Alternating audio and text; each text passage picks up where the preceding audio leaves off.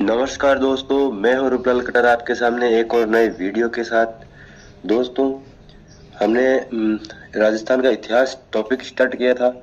उसमें राजस्थान की प्राचीन सभ्यताएं पढ़ ली थी और मेवाड़ राजवंश संपूर्ण पढ़ लिया था और गुर्जर प्रतिहार भी पढ़ लिया था।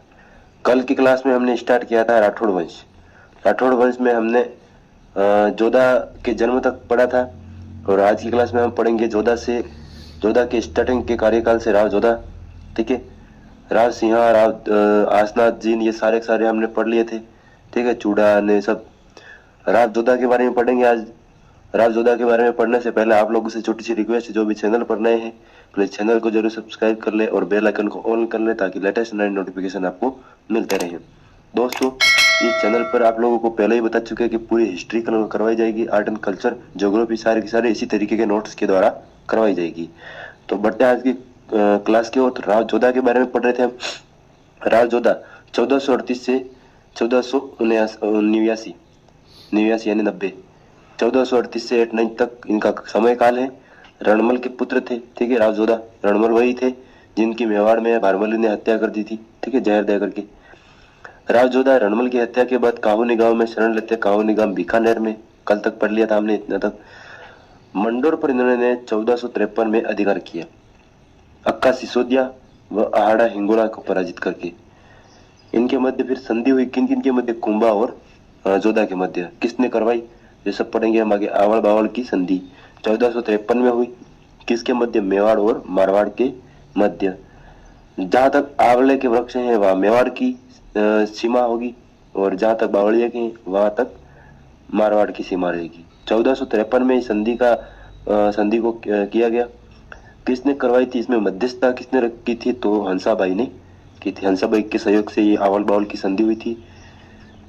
राव जोधा और राणा कुंभा के मध्य हुई। तो संधि के तहत क्या हुआ? तो राव जोधा की पुत्री थी श्रृंगार देवी, उसका विवाह राणा कुंभा के पुत्र रायमल से कर दिया गया। ठीक है। राव जोधा की पुत्री है श्रृंगार देवी, राणा कुंभा का पुत्र है रायमल। संधि के तहत इन दोनों का विवाह कर दिया जाता है। ठीक है। राव जोधा के बारे में और पढ़े तो राव जोधा ने जोधपुर बसाया था 12 मई 1459 में, कल बताया था मैंने। जोधपुर बसाया जोधा ने कब? 12 मई 1459 में। आप लोगों को याद सीधा सा हो जाएगा जोधपुर की स्थापना किसने की? तो जोधा ने। जोधा। ठीक है। राजधानी जोधपुर बनाई। निर्माण इन्होंने मेहरानगढ़ किले का निर्माण किया। डॉक्टर ओझा के अनुसार मारवाड़ का प्रथम प्रतापी शासक है कौन? राव जोधा। डॉक्टर ओझा के अनुसार मारवाड़ का प्रथम प्रतापी शासक कौन है? राव जोधा। सामंत प्रथा का वास्तविक संस्थापक है ये। सामंत प्रथा, जागीरदारी प्रथा। रानी दसमादे इनकी पत्नी है राव जोधा की। इन्होंने रानीसर तालाब का निर्माण करवाया। रानीसर तालाब कहाँ पर है? तो मेहरानगढ़ किले में है। मेहरानगढ़ किले के अंदर है रानीसर तालाब। रानीसर तालाब का निर्माण करवाया। ठीक है। इनके बाद राव जोधा के पुत्र हुए सातल देव। सातल देव 1489 से 92 तक है इनका कार्यकाल। राव जोधा के पुत्र थे। सातलमेर यानी जैसलमेर में सातलमेर कस्बा बसाया इन्होंने। और राव सातल को एक और खास बात के लिए याद किया जाता है कि अजमेर के हाकिम मल्लू खां के सेनापति गुड़ले खां से युद्ध किया था इन्होंने, क्योंकि मारवाड़ की जो तीजड़ियां थी उन तीजड़ियों को गुड़ले खां ले गया था इनको कैद बना करके। तो उनको छुड़ाने के लिए राव सातल ने इनसे युद्ध किया था।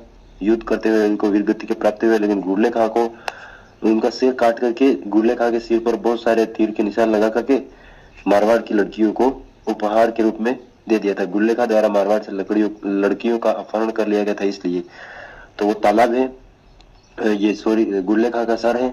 तो उस सर में बहुत सारे तीर मार दिए। किसने? सातल देव ने।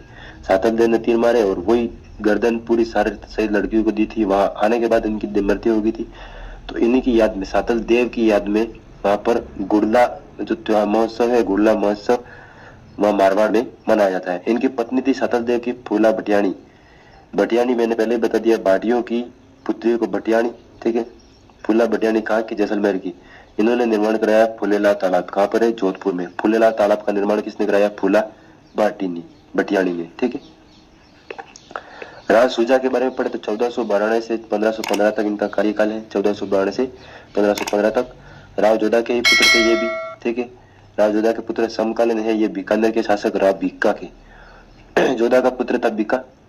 ये तो सुजा, सातल और बीका। तो बीका ने क्या किया, उनके चाचा के साथ मिलकर के वहाँ बीकानेर में एक अलग राठौड़ रियासत का गठन किया था। ठीक है, बीका ने राज चिन्ह लेने के लिए आक्रमण किया था राज सुजा पर। राज सुजा पर आक्रमण क्यों किया था? राज चिन्ह प्राप्त करने के लिए।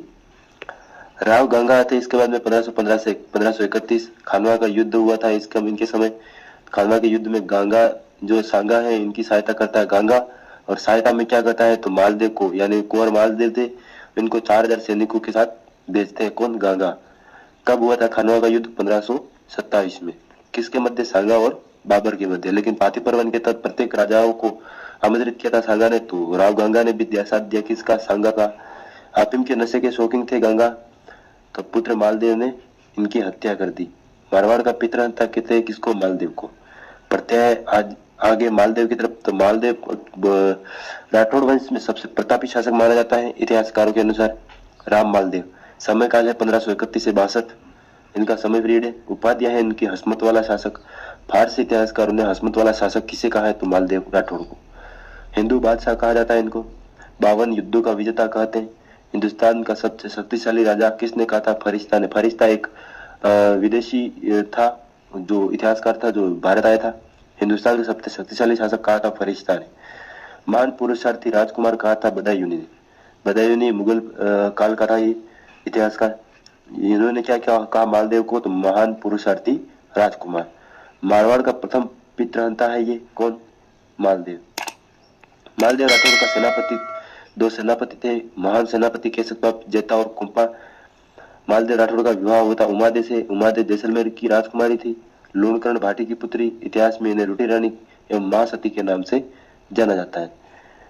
मालदेव राठौड़ ने निर्माण कराया सोजत किला, जो कि पाली में है। सोजत की मेहंदी बहुत प्रसिद्ध है, वहां पर ही मालदेव ने किला बनवाया था। मालकोट का किला मेड़ता में और पोखरण का किला जैसलमेर में मालदेव ने बनवाए थे। ठीक है।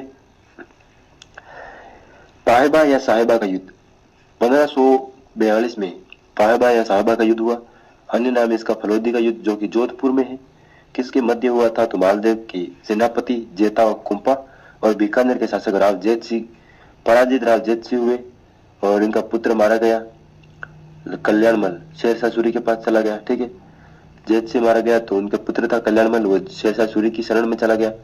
इसी जेता और कुंपा और इनके मध्य युद्ध हुआ। जेता कुंपा बीकानेर की जागे संभालते फिर। ठीक है, बाद में गिरी सुमेल का युद्ध होता है। तो इस युद्ध में क्या होता है कि मालदेव है वो जेता और कुंपा पे शक कर लेता है। शक भी जाहिर है क्योंकि शेरशाह सूरी ने एक ऐसी चाल चली थी, तो उस चाल में कौन आ गया? मालदेव। गिरी सुमेल का युद्ध कहाँ पर है? गिरी सुमेल पाली में। 5 जनवरी 1544 को ये युद्ध हुआ था।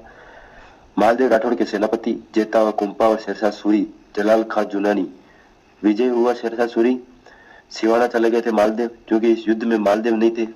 इन्होंने जेता और कुंपा पे शक किया था, इसकी वजह से जेता कुंपा बहुत खतरनाक साहसी तरीके से लड़े और वीरगति को प्राप्त हुए। लेकिन सुल्तान की सेना जो शेरशाह सूरी की थी उसको चने चबवा दिए थे लोहे के। इसीलिए शेरशाह सूरी ने एक शब्द कहा था कि मैं मुट्ठी भर बाजरे के लिए हिंदुस्तान की बादशाहत खो देता। हारते हारते जीता था शेरशाह सूरी, इसीलिए ये शब्द कहे थे। मारवाड़ पर अधिकार कर लिया था शेरशाह सूरी ने। जोधपुर में सूरी मस्जिद का निर्माण करवाया। किसने? शेरशाह सूरी ने। मेहरानगढ़ खवास खां को सौंप दिया। खवास खां इनका खास था, इनको सौंप दिया किसका? शेरशाह सूरी का।